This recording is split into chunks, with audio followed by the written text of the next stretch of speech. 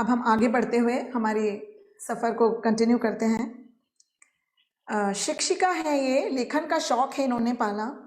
शिक्षिका है ये, लेखन का शौक़ इन्होंने है पाला। संवेदनशील इनकी कविता बुज़ुर्ग माँ बाप को देती हैं ये हवाला।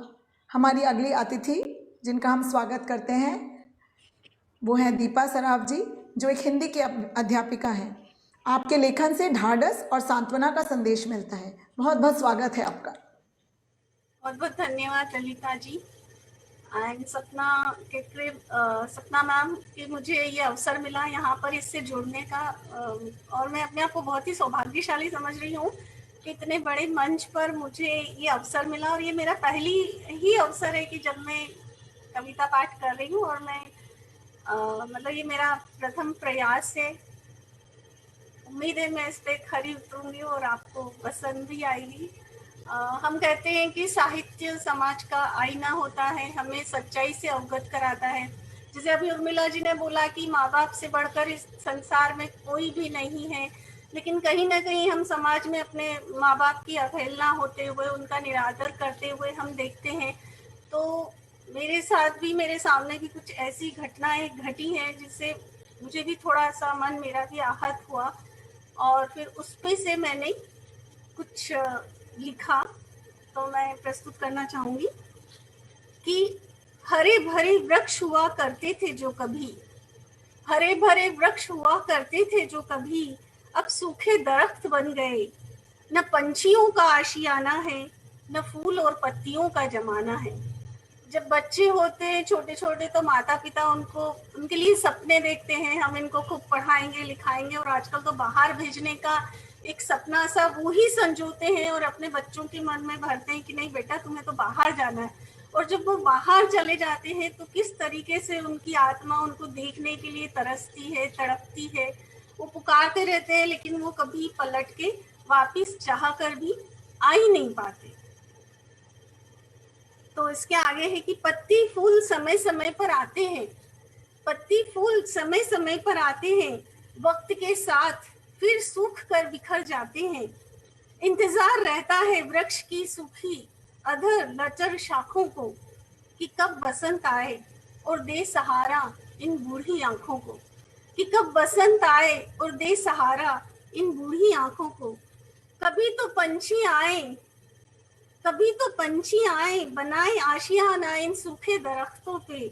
एक सपना सा देखती है ये बूढ़ी आंखें, सोचती है जब हरा भरा था तब सब कुछ गुलजार था, जब हरा भरा था तब सब कुछ गुलजार था।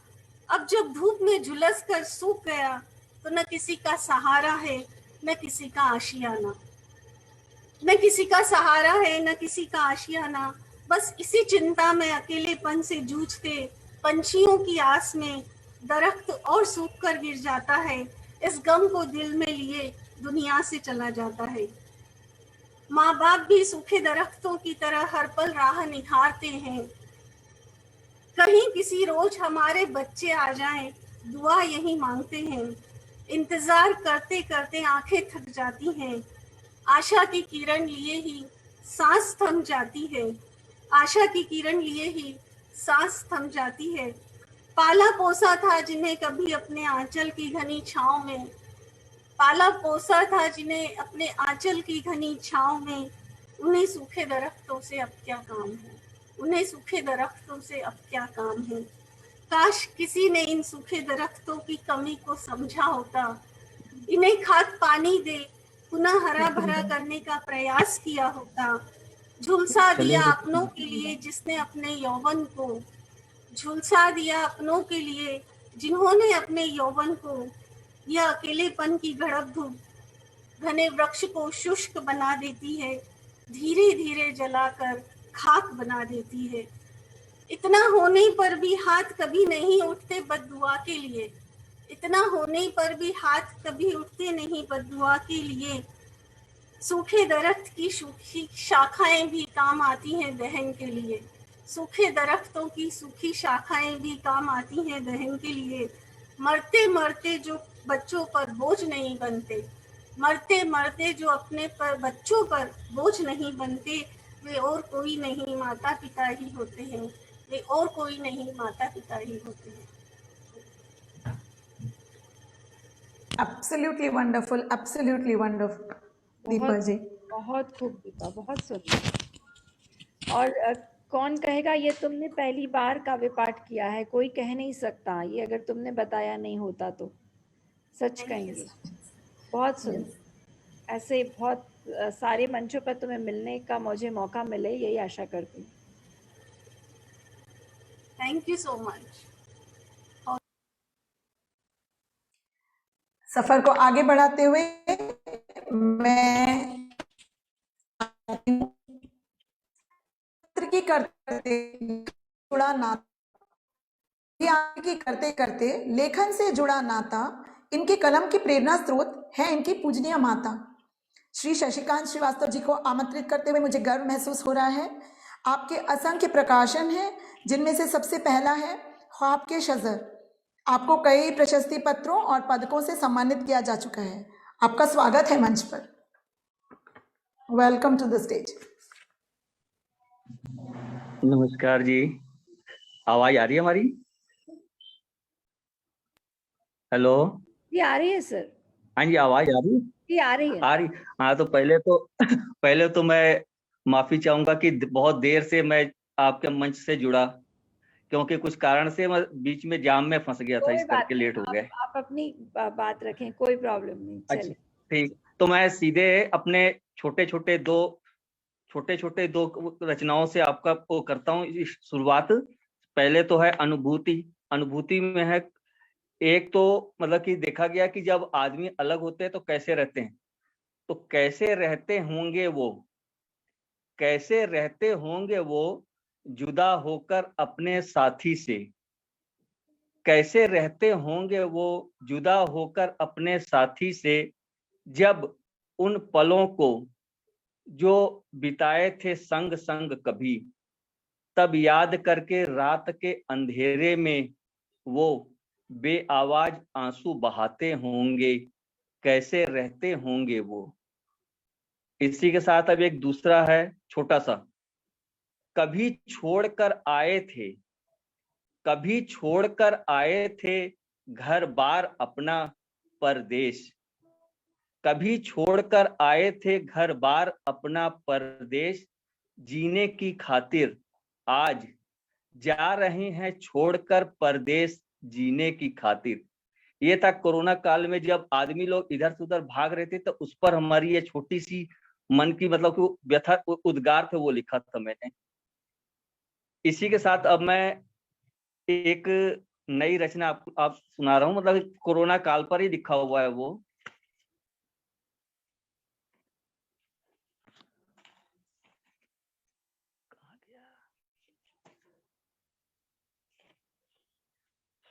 छूट गया कितना कुछ पीछे।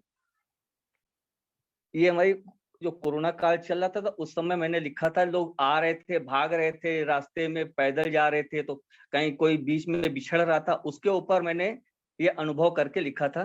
तो आप लोग सुने। क्या लेकर चले थे कभी, क्या लेकर चले थे कभी, क्या लेकर आए थे कभी, किसका अफसोस करें हम, किसका अफसोस करें हम उसका, जो कभी था ही नहीं हमारा, क्यों करें अफसोस उसका। जब तक हमारा था हमारे पास था, आज वह चला गया उसके पास जिसका था। हाँ, कितना कुछ छूट गया और आगे क्या क्या छूटेगा पता नहीं। राह में चलते चलते आज के समय की इस आंधी में कितनों के अपनों का साथ रहेगा, वहीं कितने यादों के साथ रहेंगे। छुपा हुआ है वक्त के गर्भ में, पता चलेगा आंधी के थमने के बाद कि छूट गया कितना कुछ पीछे। अब तक के इस सफर में छूट गया कितना कुछ पीछे, अब तक के इस सफर में। इसी के साथ हम अपनी रचना को विराम देते हैं और शुक्रगुजार करते हैं, शुक्रिया अदा करते हैं यूबीआई मंच का कि जिन्होंने हमें ये अवसर प्रदान किया आपसे रूबरू होने का। धन्यवाद। धन्यवाद शशिकांत जी, आपने बहुत नमस्ते। ही खूबसूरत 2-3 पहलुओं पर पॉइंट आउट किया, किस तरह कोरोना काल था जो बहुत ही अनफॉर्चुनेट था, जो लोग हमसे बिछड़ गए थे, कई लोग हमसे बिछड़े थे, बहुत ही अनफॉर्चुनेट एक दौर गुजरा था। Let us all hope for the best, let us all hope that tomorrow shines. Okay, thank you. आगे हम बढ़ते हैं। कई कलाओं में है ये माहिर, कई कलाओं में है ये माहिर, कविता, कॉमेडी, गायन, कहानी, टैलेंट के हैं पावर हाउस, नाम है गुल बेलानी। आपका हार्दिक अभिनंदन करते हुए गुल बेलानी जी, आपको मंच पर आमंत्रित करती हूँ। वेलकम। शुक्रिया, शुक्रिया, बड़ा ही खूबसूरत इंट्रोडक्शन हुआ। मैं यूबीआई को बहुत ही रिस्पेक्ट देता हूं, और मेरी आज आपसे बात हुई थी कि बहुत ही डिसेंट लोगों का ग्रुप है, मैक्सिमम डिग्निफाइड लेडीज एंड जो जैसी परंपरा वाले हैं। तो मैं शुरुआत करूंगा मेरी कविता धर्म पत्नी से। बहुत सुंदर, स्वागत। धर्म पत्नी, हाउसवाइफ, ये इंडियन धर्म पत्नी में ज्यादा लगता है, भले इंडियंस जो है ना उस पर ज्यादा ये लागू होती है कविता। कौन हो तुम, कहां से आई, कौन हो तुम, कहां से आई, जीवन में कुछ ऐसी छाई, कौन हो तुम, कहां से आई। मेरी दवाओं का टाइम टेबल याद रखती, मेरी दवाओं का टाइम टेबल याद रखती, जाने से पहले मेरे कपड़े तैयार रखती, मेरी भूख लगने का टाइम याद रखती, कौन हो तुम, कहां से आई। मैं जानता हूं तुम्हें कविता एक न भाई, मैं जानता हूं तुम्हें कविता एक न भाई, पर मेरे हर कवि सम्मेलन में तुम मेरे संग आई, पर मेरे हर कवि सम्मेलन में तुम मेरे संग आई, मेरी हर कविता पे तुमने ताली बजाई, कौन हो तुम, कहां से आई, कौन हो तुम, कहां से आई। जीवन में जब अंधियारी छाई, जीवन में जब अंधियारी छाई, दिए की तरह तुम रोशनी लाई, कौन हो तुम, कहां से आई, कौन हो तुम, कहां से आई। जब तुम नाराज होती, जब तुम नाराज होती, मैं तुम पे ज्यादा नाराज होता, जब तुम नाराज होती मैं तुम पे ज्यादा नाराज होता, मेरी नाराजगी मिटाते मिटाते अपनी नाराजगी भूल जाती, कौन हो तुम, कहां से आई, कौन हो तुम, कहां से आई। ए मेरे हसीन दोस्त, of all I like you the most, मैं समझ गया कौन हो तुम, कहां से आई, मैं समझ गया कौन हो तुम, कहां से आई। अप्सराओं से हुस्न लेके तुम स्वर्गलोक से हो आई, अप्सराओं से हुस्न लेके तुम स्वर्गलोक से हो आई, मैं समझ गया कौन हो तुम, कहां से आई, मैं समझ गया कौन हो तुम, कहां से आई। शुक्रिया। मेरी कविताएं छोटी छोटी होती है, बहुत खूबसूरत होती है और बहुत प्यारी होती है। शुक्रिया।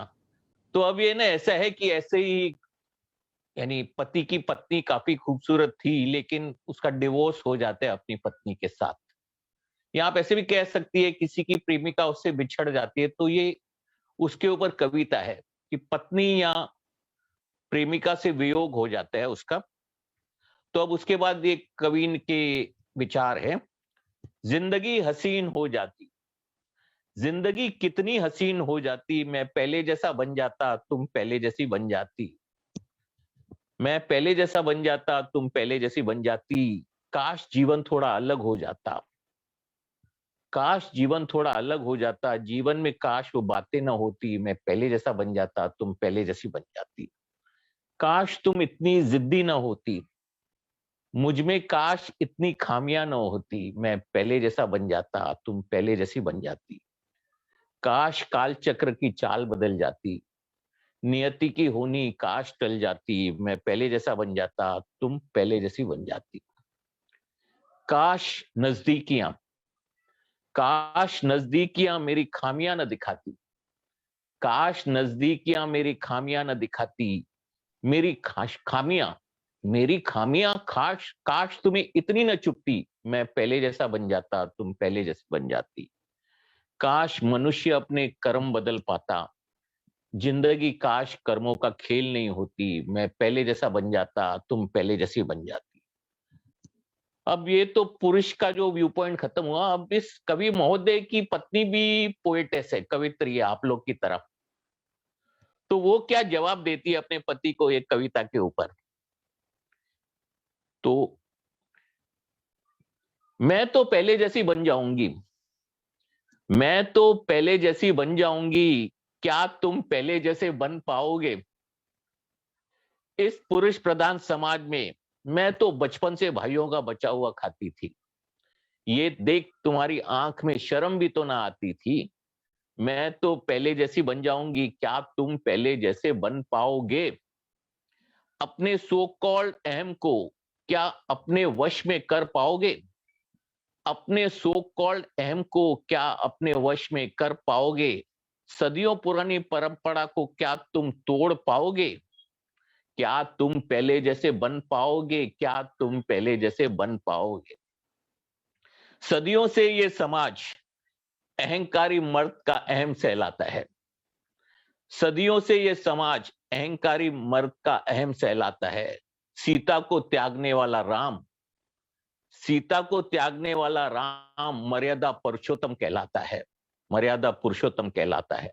मैं तो पहले जैसी बन जाऊंगी, क्या तुम पहले जैसे बन पाओगे, क्या तुम पहले जैसे बन पाओगे।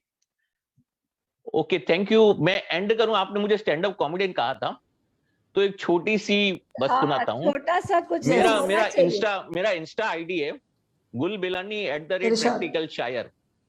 उसमें मेरे को 16 फॉलोअर्स है, 16 फॉलोअर्स है। इन 16 फॉलोअर्स में मेरी पत्नी है, मेरे बच्चे हैं, मेरे करीबी दोस्त हैं, मेरे करीबी रिश्तेदार है, मेरी पड़ोसन भी है। तो मैं जब उनसे मिलता हूं, मैं उनका मोबाइल लेता हूं, उनके मोबाइल के अंदर जाता हूं और खुद को फॉलो करता हूं। और फिर वो जब नेक्स्ट टाइम मिलते हैं, मैं फिर उनके मोबाइल में जाता हूं, चेक करता हूं, कहीं अनफॉलो तो नहीं कर दिया, कहीं अनफॉलो तो नहीं। शुक्रिया आप लोग के साथ, यानी बहुत दिनों से मेरी तमन्ना थी कि यूबीआई में मैं परफॉर्म करूं, आज मेरी तमन्ना पूरी हो गई। शुक्रिया सपना जी। मैं तो औरों को नहीं जानता हूँ, मैं तो सिर्फ आपको जानता हूँ। बहुत दिल से तमन्ना थी कुछ चुटकुला हो जाए, कुछ अब स्टैंड अप कॉमेडियन आए हैं हमारे बीच, तो कुछ बिल्कुल बिल्कुल, yes, humour is the spice of life. लेकिन कुछ मजाक की भी बात हो जाए। अच्छा, कुछ मजाक की बात हो जाए। अच्छा, कुछ मजाक वाली, हाँ चलेगा। थोड़ा यानी मुद्दे से भटकता हूँ, कह के कि जवानी वाली गुस्ताखियां सरेआम करता हूँ, क्या बात, जवानी वाली गुस्ताखियां सरेआम करता हूँ। ए निगोरी जवानी, ए निगोरी जवानी, तुझे मैं सलाम करता हूँ, तुझे मैं सलाम करता हूँ। क्या बात, बहुत खूब, बहुत खूब, बहुत खूब। और क्या, यानी मुझे लगता है वो मेरी पड़ोसन कविता तो ये माहौल के लिए सही नहीं रहेगी, तो आप मेरे पेज में जाके वो पढ़ लीजिए। कोई बात नहीं, चलिए अगली बार कुछ और माहौल बना के लाएंगे आपकी पड़ोसन सुनने के लिए, फिर से आएंगे। नहीं शुक्रिया बहुत, मेरा टाइम मैंने 7 मिनट से ज्यादा ले लिया आज शायद। कोई दिक्कत नहीं, अभी सभी लोग आज बड़े समय से टाइम अपना बहुत बाध्यता के साथ चल रहे हैं, तो हम बहुत अच्छे से समय पे शायद आज जो है समापन कर पाए। होगा समय तो एक बार किसी को अगर बुला पाएंगे तो जरूर कोशिश करेंगे बुलाने की। अच्छा, ललिता जी आप चालू जारी रखिए। शुक्रिया। थैंक यू सपना, थैंक यू गुल जी, आपने माहौल को बिल्कुल ही बहुत ही सुंदर मोड पे ले गए आप। And humour is the spice of life, it should continue with everyone, it should be there in everyone's life. वैसे इसी से जिंदगी आगे बढ़ सकती है। Thank you very much. किताबें लिखना है इनके लिए बहुत सरल, किताबें लिखना है इनके लिए बहुत सरल, क्योंकि बचपन से इनके घर खिलता रहा है लेखन कमल। I extend my heartiest and warmest welcome to a great poet, a keen observer, and a sharp thinker. Equipped with a master's in English literature, she has authored as many as 12 ebooks. And more so, her write-ups are played over the radio, wherein listeners find hope and love for life. Welcome on stage, Aradhana Agrawal ji. Welcome. Thank you very much मुझे UBI के मंच पे आमंत्रित करने का। मैं बहुत ही शुक्रगुजार हूँ आप सबों का। मैं एक पोयम रिसाइट करना चाहूँगी जिसका शीर्षक है दिखावा ही बिकता। आरंभ करती हूँ। रंगीन चश्मे से दिखता रंगीन है जहां, दिखावा ही बिकता कुछ भी सच नहीं। झूठ के बाजार में सच की दुकान खोलने का जोखिम उठाना है। अपनापन रिश्ते नाते खिंचे चले आते हैं स्वार्थ की मिठाई लिए हमारे जीवन में। कई तहों में लिपटे कमीनेपन को उजागर करने का जोखिम उठाना है। बचपन से शौक है चेहरे पर चेहरा लगा दूसरों को चौंकाने का, परंतु सादगी के मुखौटों के खरीदारों को रोकने का जोखिम उठाना है। मिटती है जिंदगानियां इश्क की दौलत हर एक के नसीब में नहीं। प्यार को कुछ चिल्लरों के लिए बिकने से बचाने का जोखिम उठाना है। समय ने जिद में बेबसी के कई पत्थर दे मारे बिना रुके लगातार। शिशु से कोमल दिल को पत्थरों की चोट से बचाने का जोखिम उठाना है। घर घर में कूटनीति की चालें चली जा रही हैं शतरंज की बिसात पर। राजनीति को उसके दायरे से बाहर निकलने न देने का जोखिम उठाना है। कहते हैं जिगर चाहिए जिंदा रहने के लिए, हर कोई जोखिम नहीं उठा पाते। मुर्दों की तरह नहीं, जिंदा रहकर जिंदगी जीने का जोखिम उठाना है। खो से गए हैं कुछ पुराने से नैतिकता वाले उसूलों वाले संस्कार और परंपरा। कहीं से भी ढूंढ कर ला उन्हें पुनर्स्थापित करने का जोखिम उठाना है। कविता का शीर्षक जोखिम उठाना है। उम्मीद अच्छी लगी होगी। एक और पोयम, छोटी सी एक पोयम कहना चाहूंगी। स्त्री देवी नहीं, वह भी हाड़ मांस की पुतली है।